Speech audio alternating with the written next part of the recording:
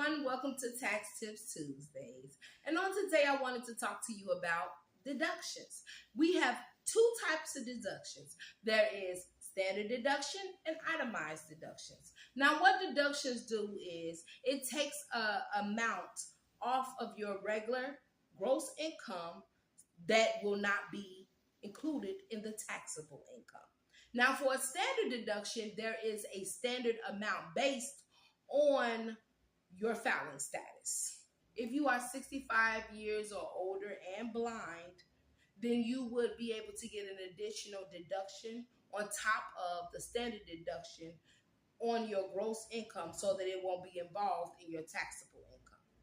Now, not everybody qualifies for a standard deduction.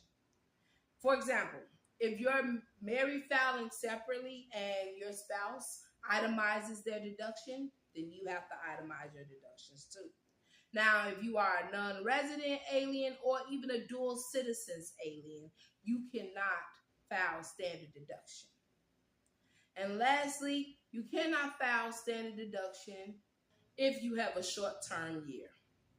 Now, certain entities cannot file standard deduction either, like estate and trust, common trust funds, and partnerships.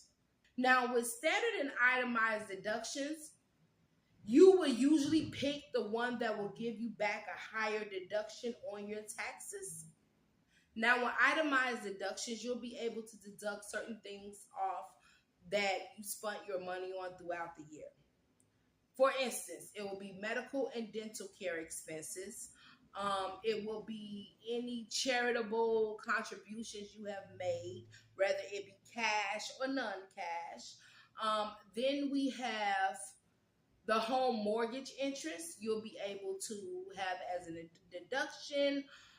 Then we have casualties and losses, and that's for personal, and that is dependent on if it was a federally disaster declared for that casualty or that loss, with damages, losing your home, whether it was a fire, whether it was a storm, a hurricane, or a tornado disaster, something like that. You will be able to deduct those losses as an itemized deduction on your tax return.